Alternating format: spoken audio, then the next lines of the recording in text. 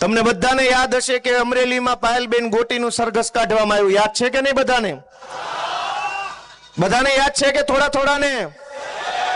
તે દિવસે એવું થયું કે પોલીસે ભાજપના એક નેતાની ફરિયાદ લખી અને ફરિયાદમાં એવું લખ્યું, લાવો તો કાગળ, કઈ હદે ખોટું કરવામાં આવે છે. ભાઈ પટ્ટો કમરે પહેરવા આપ્યો છે, ગળામાં પહેરવા નથી આપ્યો, પણ ઘણાને એવો શોખ છે કે ના ના હું ગળામાં પહેરીશ, મારે હર્ષ અંકલે આપેલો છે. તારા હર્ષ અંકલ કી 80 કી 83 27 આવા દે, ગળાના પટ્ટા અમે તમને પહેરાવશું વ્યવસ્થિત રીતે. એવું થોડું હોય? હર્ષ અંકલે પટ્ટો આપ્યો, હું ગળામાં પહેરીશ, કમરે નહીં પહેરું. આ હું તમને કાંડ કહું કે કેવા કાંડ થઈ રહ્યા છે. ગળામાં પટ્ટા પહેરીને ટોમી બની ગયા કેટલાક લોકો. અમારા ચૈતરભાઈ ઉપર ખોટો કેસ કરે, પ્રવીણભાઈ ઉપર ખોટો કેસ કરે, મારા ઉપર કરે, રજનીભાઈ ઉપર કરે. દોસ્તો આ નુકસાન અમારું નથી, તમે જોજો કે આ કેવી હદે ખોટું થઈ રહ્યું છે. અમરેલીમાં FIR થઈ કે પાયલબેન ગોટી, અશોકભાઈ માંગરોળિયા, મનીષભાઈ વઘાસિયા અને જીતુભાઈ ખાતરા, આ 4 લોકોએ ભેગા મળી અને એક નકલી લેટર બહાર પાડ્યો.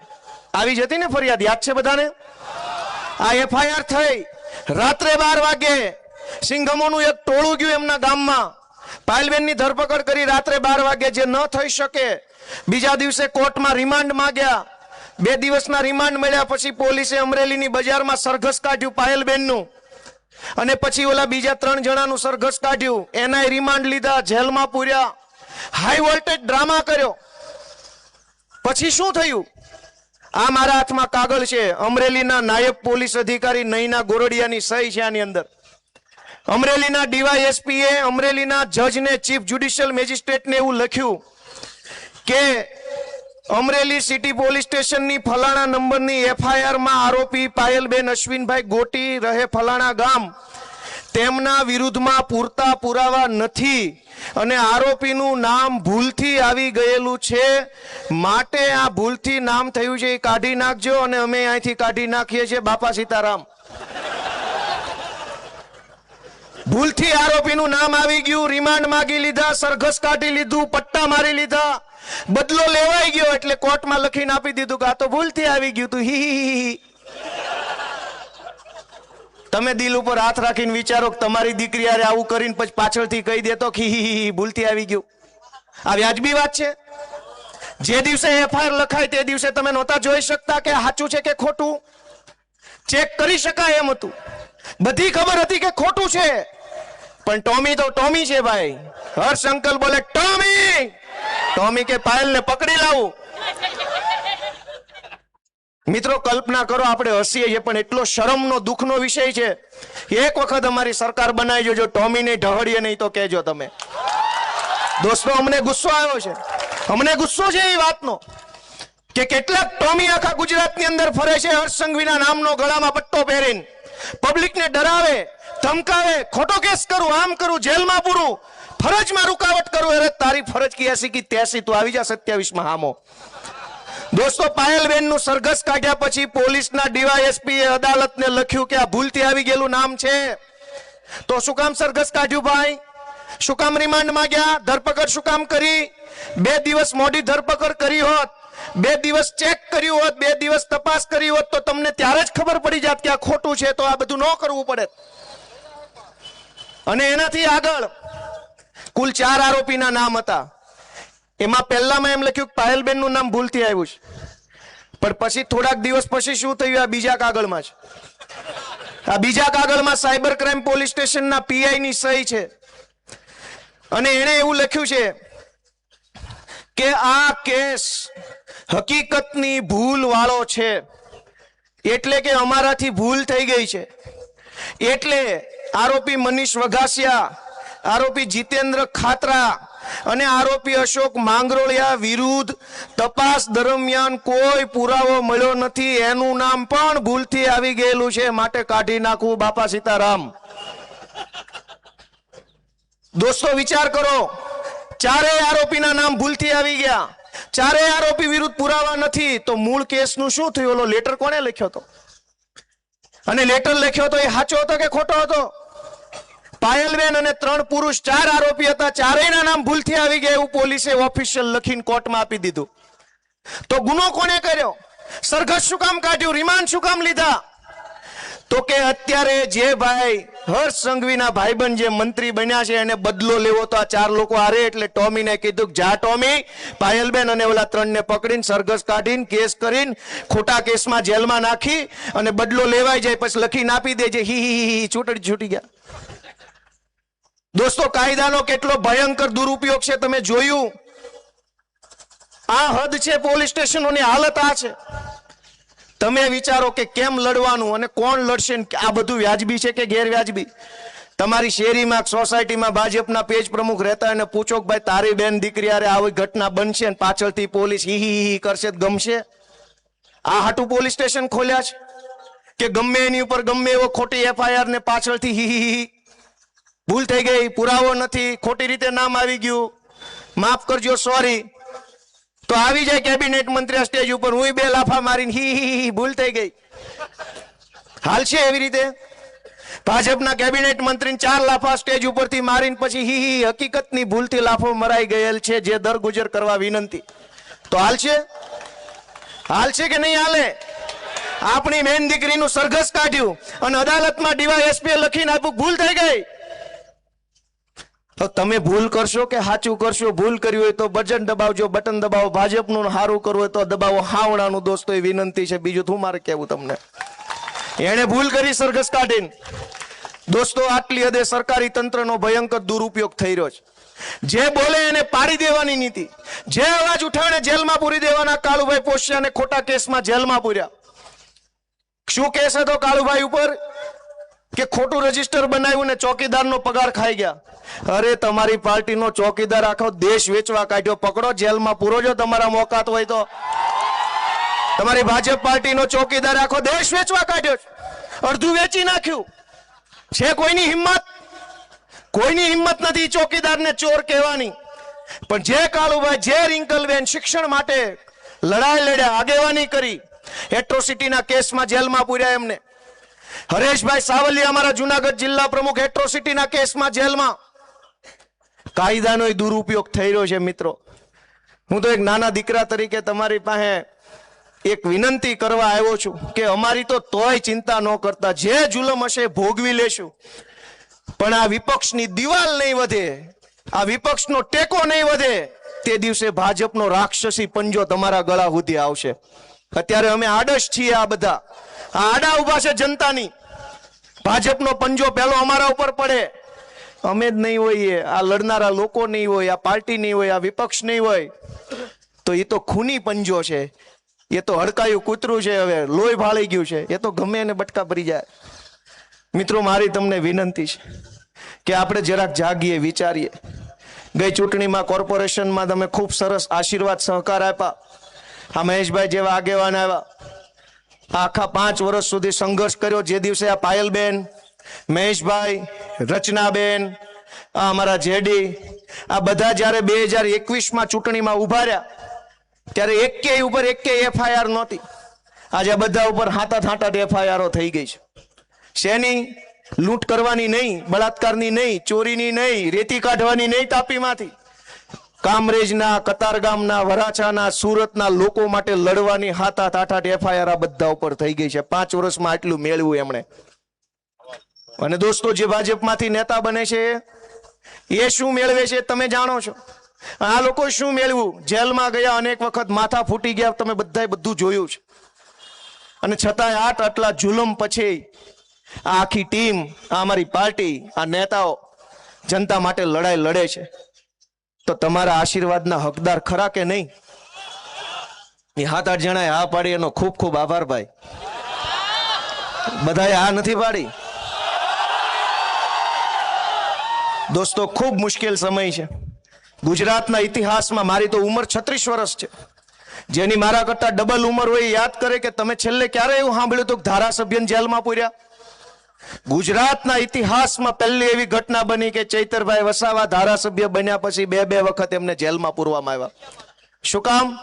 કે ચૈતરભાઈ વસાવા અવાજ ઉઠાવે છે, ગરીબો માટે, ખેડૂતો માટે, યુવાનો માટે, ભાજપની સામે લડે છે, એની પોલ ખોલે છે. તો 307 ને આ કલમ ને ઓહો આખો ચોપડો કલમનો લાગી જાય છે. અને ગુંડાઓ, બુટલેગરોને ડિસ્કાઉન્ટ આપવામાં આવે છે. મારી વાત સાચી છે કે ખોટી? મિત્રો, કહેવા બેસીએ તો કંઈ ખૂટે નહીં એવી વાતો છે, પણ સમજદાર માણસને તો ટૂંકમાં બધું સમજાઈ જાય કે બહુ મુશ્કેલ સમય ચાલી રહ્યો છે. અહીંયા બધા આવ્યા હતા. આજ આખા કાઠિયાવાડનો સૌથી મહત્વનો પ્રશ્ન શું છે? આપણે બધા કાઠિયાવાડના માણસો છીએ, અલગ અલગ જ્ઞાતિના. આપણા કાઠિયાવાડના સૌથી મહત્વના બે પ્રશ્નો છે.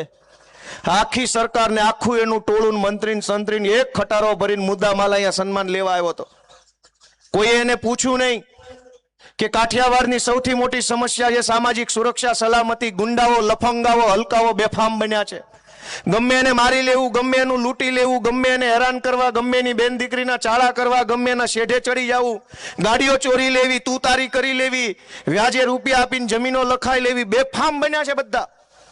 આ વાત સાચી છે કે નહીં? આખા ગુજરાતમાં લુખ્ખાઓ બેફામ બન્યા છે, પણ છે કોઈમાં હિંમત ટોમીમાં કે લુખ્ખાઓને પકડી બતાવે? ગરીબ માણસને પકડવામાં બધા સિંઘમો. સામાન્ય માણસ બચારો પોટલું લઈને 2 રૂપિયા રળતો હોય તો એને પકડીને સિંઘમ અને રીલો બનાવવાની. પણ માફિયાઓ, ગુંડાઓ, રેતી કાઢનારાઓ, કટકી કરનારાઓ, તોડ કરનારાઓ, બહેનો દીકરીઓની છેડતી કરનારાઓ બેફામ ફરે છે. આખા ગુજરાતમાં કોઈ એને કંઈ કહી શકે એમ નથી. અને સૌથી વધુ સમસ્યા સૌરાષ્ટ્રની અંદર અત્યારે લુખ્ખા તત્વોની છે. છાસવારે ગમે એને મારી લેવાના, ગમે એની ઉપર ધોકો મારી લેવાનો, લાફા મારી લેવાના, ગાડીઓ ચડાવી દેવાની. આ કોઈ સરકાર રાજ છે કે પછી તાનાશાહી ચાલે છે? અને સૌથી મોટી બીજી સમસ્યા રોજગારની. અનેક માણસો એવા છે કે જે પરાણે, મજબૂરીમાં, લાચારીમાં સુરત કે અમદાવાદ, રાજકોટ રહેવું પડે છે. જો બાપ દાદાના ગામની અંદર કંઈક એને રોજગાર મળે, કંઈક સારી સુવિધા મળે, વ્યવસ્થા મળે, સલામતી મળે, તો અનેક પરિવારો એવા છે જે અહીંયા હાકડી કોટડીમાંથી આઝાદ થઈને બાપ દાદાના 10 વીઘાના મહેલમાં રહેવા જાય એમ છે. પણ કેવી રીતે જવાનું? ત્યાં સલામતી નથી, સુવિધા નથી, વ્યવસ્થા નથી. 30 વર્ષ થઈ ગયા ભાજપના નેતાને મત આપતા આપતા. CR પાટીલનો બંગલો જોયો છે કોઈએ? કોઈ જોયો છે? કોઈ જોયો છે? જાજો એકવાર. કયા વિસ્તારમાં આવ્યો એનો? અલથાણ, ભટાર. હું તો બધાને વિનંતી કરું છું, અમથા સ્પેશિયલ બહારથી જોવા જાજો, તમારું દિલ ખુશ થઈ જાય ને એવો 100 કરોડનો બંગલો CR પાટીલે બનાવ્યો છે. એના ટોયલેટની અંદર ફિલ્ટર પાણી આવે છે. ભલે તમે દાંત કાઢો, પણ કન્ફર્મ ન્યૂઝ છે. મને બધી માહિતી છે, જાજુ બોલવું નથી. દોસ્તો, તમે એને મત આપ્યા, એના તો ટોયલેટમાં ફિલ્ટર પાણી આવે છે ને આપણા છોકરાને ભણવા નિહાળ્યું નથી. એટલી બધી ચિંતાનો વિષય છે કે કહેવા બેસીશ તો તમને એમ લાગશે ગોપાલભાઈ આ શું બોલે છે. દરેક ભાજપના નેતાઓ આલિશાન મહેલોમાં રહેતા થઈ ગયા, અને એનોય વાંધો નથી. એના નસીબમાં હશે તો બંગલામાં ભલે રહેતા, પણ આપણા છોકરાના નસીબમાં શાળા નહીં લખી હોય, ભગવાને એમના મોકલ્યો છે વગર નિહાળનો. તમારા નસીબમાં બંગલા લખ્યા તો રહ્યો તમે બંગલામાં. અમારા છોકરાના નસીબમાં એક શાળા તો લખતા જાવ હારી, કે આ ગરીબના ઘરે જન્મેલો છોકરો સાયન્સ બાયન્સ ભણશે અને બેન્જિનિયર બનીને ઘરનું લીલું પીળું કરશે. તમારા નસીબમાં હશે તો તમે રળો, ખાઓ, પીઓ, ભ્રષ્ટાચાર કરો, બંગલા બનાવો. અમારા છોકરાનું હું નાનામાં નાની વાત માટે નાના માણસે કરગરવું પડે, ભીખ માગવી પડે, લાચારી કરવી પડે. આખી સરકારની ટોળકી સન્માન લેવા આવી, પણ માણસનું સન્માન તો કરતી નથી એમની સરકાર. એક આધાર કાર્ડમાં નામ કે અટક કે જન્મ તારીખ સુધારવી હોય ને તો પગે લાગી લેવું પડે છે. એટલી હદે ધક્કા ખાવા પડે છે. હું તો જોઉં છું કે ઘણા કેસમાં છૂટાછેડા થયા હોય અને પછી એ બેનના બીજા લગ્ન થયા હોય ને એમાં નામ બદલવા હોય, એ છોકરાના નામ બદલવા હોય તો ઓહો ભગવાન ભાળી જાય છે કે બાપા આ કોઈ દી ન થાય.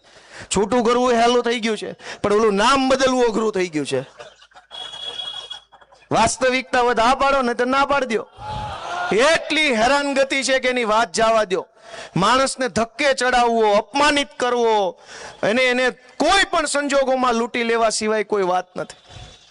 સૌરાષ્ટ્રના 2 પ્રશ્નોની વાત કરતો હતો કે લુખ્ખા તત્વોનો ત્રાસ એટલી હદે વધ્યો છે કે એની કોઈ સીમા નથી. અને આ જ લોકો અહીંયા માઇકમાં ભાષણ આવીને કે કાંઈ પણ હોય તો સરકાર તમારી સાથે છે. અમારી નહીં, લફંગાઓની હારે સરકાર છે. અમારે હારે હોત તો ક્યાં ઉપાધિત છે? રેતી કાઢનારાઓની હારે સરકાર છે, આ ખાડી દબાવનારાઓની હાથે સરકાર છે, વ્યાજે ફેરવનારાઓની હારે સરકાર છે, દારૂ વેચનારાઓની હારે સરકાર છે, ડ્રગ્સ વેચનારાઓની હારે ભાજપની સરકાર છે. અમારી હારે તો 1000 હાથવાળો છે ને હવે આમ આદમી પાર્ટી છે. અમારી હારે તો બીજું કોણ છે? ગરીબો હારે કોણ? દોસ્તો વિચારો, જરાક વિચારો કે આખા કાઠિયાવાડની અંદર કેશુ બાપા એક સપનું જોઈને ગયા હતા, કલ્પસર યોજના. એનો એક આખો વિભાગ બની ગયો છે સરકારમાં, નર્મદા કલ્પસર અને જળ સંપત્તિ વિભાગ. એનું આખું કેબિનેટ વિભાગ છે, એના મંત્રી છે. આજ 30 વર્ષથી એક યોજના પૂરી નથી થતી. મુખ્યમંત્રી આવવાના હોય તો રાતોરાત રોડ બની જાય, સફેદ પટ્ટાઈ લાગી જાય, ઝાડવા મુકાઈ જાય, ઝાડવાને પાણી પવાઈ જાય, ડિવાઈડર સાફ થઈ જાય, ઉપર ધૂળ ઝાડા કરી નાખે. 30 વર્ષથી સૌરાષ્ટ્ર આખાની જીવાદોરી સમાન કલ્પસર યોજનાની એક ઈંટ નથી મૂકવામાં આવી. શું કામ? તમે ને મેં મત આપ્યા, કાઠિયાવાડના લોકોએ મત આપ્યા, સૌરાષ્ટ્રના ખેડૂતોના દીકરાઓએ મત આપ્યા, આપણે મત આપ્યા પછી આપણે ત્યાં એક કેમ ન બન્યું? એક કલ્પસર યોજના બની જાય, આખા કાઠિયાવાડ લીલુંછમ થઈ જાય, હજારો ખેતરોની અંદર સિંચાઈનું પાણી પોગતું થઈ જાય, પીવાનું પાણી પોગે, ઉદ્યોગ આવે, ખેતી સમૃદ્ધ થાય, લોકો પગભર થાય, બાપ દાદાની જમીનમાં આત્મસન્માનથી જીવી શકે, અહીં લાચારી ન કરવી પડે. પણ 30 વર્ષથી કલ્પસર ડેમ ઉપર એક ઈંટ મૂકવામાં નથી આવી. દર ચૂંટણી આવીને નાળિયેર નાખી જાય. દોસ્તો, ક્યારેક તો આપણે જાગવું પડશે. અને આ ચિંતા આમ આદમી પાર્ટીની નથી, આ ચિંતા ગોપાલભાઈની નથી, આ ચિંતા તો આપણા બધાની હૈયારી છે કે આમના માલવા દેવું છે કે કઈ ફેરફાર કરવો છે. અને એક ખાલી વિસાવદરથી ફેરફાર કર્યો તો મજા આવી કે ન આવી? હોય એવું કયો ભાઈ, મજા આવી કે ન આવી? એક સીટમાં આટલી મજા આવે તો એકની અનેક થાય તો કેવી મજા આવે? એક સીટમાં તો આટલી મજા અમને આવી ને એને આવે છે, અને એ દોડતા થયા છે. અને જેને પોતાના બાપના પેટ પડીને કામ ન કર્યું હોય ને જીવે ત્યાં સુધી કામ ન કરી શકે. ગોપાલ ઇટાલિયા વિસાવદરની ચૂંટણી જીત્યો, એ પછી ગુજરાત આખાની જનતાની અંદર એક હિંમત આવી, એક આશા આવી, એક ભરોસો આવ્યો. અને ભાજપને એમ લાગ્યું હોય કે હારું નાનું પબ્લિક છટકી રહ્યું છે આપણા ચુંગાલમાંથી, આપણી માયાજાળમાંથી, અને ગોપાલભાઈની પાર્ટી હારે જોડાઈ રહ્યું છે, તો ભાજપ વાળાએ કામ કરવું પડે. પણ કામને બદલે ગામડે ગામડે સન્માન સમારોહ ચાલુ કર્યા છે. અમદાવાદમાં સન્માન સમારોહ, રાજકોટમાં, એટલે સન્માન નહીં, હવે તો કામ કરો. ગોપાલભાઈ જીત્યા પછી સન્માન સમારોહ ચાલુ કર્યા. શેનું સન્માન? લૂંટી લીધા પ્રાઇવેટ શિક્ષણમાં એનું, દવાખાનામાં લૂંટ્યા એનું, કે ટોલ નાકે લૂંટ્યા એનું, કે આ ડ્રગ્સ વેચાવીને અમારા દીકરાઓને બરબાદ કર્યા એનું, કે આ મંદિરમાં ભવડી નાખ્યા એનું? શેનું સન્માન? કોઈ પૂછનારું નથી કે આ શું હાલી રહ્યું છે. મિત્રો, હજારો કરોડો લોકો એક લાચારી ભર્યું જીવન જીવે છે. કેટલાય લોકો એવા છે ખાવાની સમસ્યા છે, ખાવાના પૈસા નથી. આજે મને એક ફોન આવ્યો, એ કે અમારા ઘરે ઘઉં નથી, તમે કંઈક કરો. મેં તો ફોન, મારી પાસે રેકોર્ડિંગ છે પણ સંભળાવવું નથી. મેં ફોન ઉપાડ્યો કે ફલાણા ગામથી ફલાણા ભાઈ બોલું છું, મારા ઘરમાં ઘઉં નથી, કાકા તમે કંઈક કરો, ધારાસભ્ય છો તો. આજની જ વાત દોસ્તો, આપણે બધાએ આત્મા જગાડો એવી હું તો વિનંતી કરું. હું તો નાનો માણસ છું, મને બહુ બીજી જાજી ખબર રાજકારણીયા જેવી પડે નહીં, પણ મેં મારી લાગણી તમને કીધી, મેં મારો આક્રોશ તમને કીધો, મારી અંદર જે પીડા હતી એ મેં જેમ આવડી એમ કીધી. અમારો કોઈ સ્વાર્થ નથી, અમારી કોઈ લોભ લાલચ નથી. જો લોભ લાલચ હોત, પૈસા વાળું બનવું હોત તો ઊભું ડોકું હલાવવી એટલી વાર છે, ટેકાના ભાવે લઈ લે એમ છે.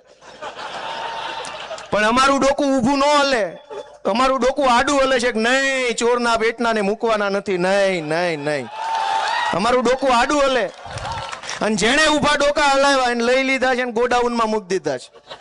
જ્યારે જેવો જોશે એવો બહાર કાઢશે. ગોડાઉન આખું ભરી લીધું છે. અમારું ડોકું દોસ્તો ઊભું ન હલે, અને આવા ચોરની સામે ઊભું ન હલે. અમારે ડોકું તો આડું હલવા વાળું ડોકું છે કે ખોટું હશે ને વિરોધ તો થાય, વટથી થશે ને જેવો કરવો હશે એવો થશે દોસ્તો. પણ તમારા આશીર્વાદ નહીં હોય તો અમે શું કરી શકવાના? તમે કયો શું કરી શકવાના? તમારા પ્રેમ, તમારા આશીર્વાદ, તમારા હાથની જરૂર પડશે. અમારા માથા પર તમારો હાથ હશે તો અમારું ઉપજ છે, નહીતર શું કરી શકવાના? આ રામભાઈ ધરુક અડધી રાતનો હોકારો છે આપણા કામરેજ વિસ્તારનો, 108 જ છે એ એક પ્રકારની. પણ ચૂંટણી ટાણે મત ન મળે, હારી જાય. આ તો સારું કહેવાય કે રામભાઈ 2 ચૂંટણી હાર્યા પછી હિંમત નથી હાર્યા, છતાંય દોડે છે. જ્યારે બોલાવો, જ્યાં બોલાવો, જે કઈ ઊભા હોય છે. આ ધર્મેશભાઈ ભંડેરી, આ બધા જ માણસો લડે છે, તમારા આશીર્વાદની આશા રાખીને આવ્યા છે. ચૂંટણી આવશે ત્યારે બધાય આવશે. આખું રામટોળું ઉતરશે ભાજપનું, નામથી કોંગ્રેસનું, બધા આવી જવાના છે. પણ તમે ન્યાય કરજો, તમે નિર્ણય કરજો. તમારી અદાલતમાં અમારો કેસ અમે ખુલ્લો મૂક્યો છે. હવે આવતી ચૂંટણીએ તમે અમારા તરફ ચુકાદો આપજો, એવી તમને ન્યાયાધીશોને હું અપીલ કરું છું. કેમ કે ભાજપની સરકારની અદાલતોમાં તો વર્ષો વયા જાય કેસનો નિકાલ થવામાં. તમારી અદાલત છે એ પાકી અદાલત છે, બટન દાબ્યું નથી, ચુકાદો આવ્યો નથી. આ અમારી ઉપર જથ્થાબંધ કેસ કર્યા છે. ઈ અદાલતમાં તો 10 વર્ષ વયા જાય, અમારા છોકરા હાથે મોટા થઈ જાય ત્યારે જ નિર્ણય નહીં આવે. વિસાવદરની અદાલતમાં ગોપાલભાઈનો કેસ મૂક્યો, ગબ કરતું રિઝલ્ટ આવ્યું, કમ્પ્લેટ ગોપાલભાઈ કમ્પ્લેટ છે, રેડી લ્યો મારો સિક્કો. આવ્યું કે ન આવ્યું? અને ઈ અદાલતમાં રિઝલ્ટ આવ્યું, જોટો ક્યાં સુધી લાગ્યો? છેટ ઝટકો લાગ્યો ને. તમારી અદાલતમાં જો રિઝલ્ટ સારું આવશે તો ફાયદો તમને મળવાનો છે. દોસ્તો, અમે તો કઠડામાં ઉભા છીએ જનતાની અદાલતના ન્યાય નિર્ણય તમે કરો એવી અમારી આશા છે. બધાને એવું વિનંતી કરું છું કે કોઈ પણ પ્રકારનો કાંઈક વાદ વિવાદ હોય, કાંઈક અમારી ક્યાંક ભૂલચૂક થઈ ગઈ હોય, ભાઈ અમે નાના માણસ છીએ, કાંઈ 3 પેઢીના રાજકારણીયા છીએ નહીં, ખોટું બોલવામાં ફાવટ આવી ગઈ હોય. જેવું આવડે એવું બોલીએ છીએ ને સાચું સાચું બોલીએ છીએ. ખોટું બોલવું નથી, ખોટું કામ કરવું નથી, પૈસાવાળું બનવું નથી. અને છતાંય અમારાથી કાંઈ ભૂલ થઈ હોય, ચોક થઈ હોય, કાંઈક નાનું કામ ઓછું થયું હોય, કાંઈક વધુ થયું હોય, કાંઈક તમે ઈચ્છા રાખી હોય એવું ન થયું હોય, તો એ બધી ભૂલને દરગુજર કરી અમને માફ કરીને એકવાર ભાજપને સાફ કરો ને, એવી મારી તમને બધાને વિનંતી છે. દોસ્તો, આ બધાએ ખૂબ 5 વર્ષ સુધી સંઘર્ષ કર્યો છે. રિંકલબેનના આવવાથી અમારી હિંમત વધી, બળ વધ્યું. લડનારા એક યોદ્ધા મળ્યા એટલે સૈનિક ભળે તો સૈનિકોનું મનોબળ ને બળ બેય વધે. એટલે રિંકલબેનનો ફરીથી હું સ્વાગત કરું છું. આ કઠોદરા વિસ્તારના સૌ આગેવાનો જેણે આ મિટિંગમાં સફળ બનાવવામાં રસ લીધો, ભાગ લીધો, હાજરી આપી, બધાનો હૃદયપૂર્વક આભાર.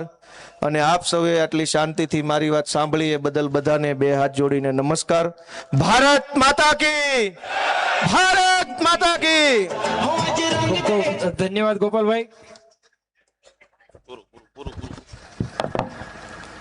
આપ સૌનો ખૂબ ખૂબ આભાર. આજની આ સરસ મજાની આ સભામાં આપણે સૌએ ગોપાલભાઈને શાંતિથી સાંભળ્યા, મજા આવીને ગોપાલભાઈની વાતમાં કંઈક સાચું લાગ્યું હોય તો આ વખતે આમ આદમી પાર્ટીને મત આપજો. સાથે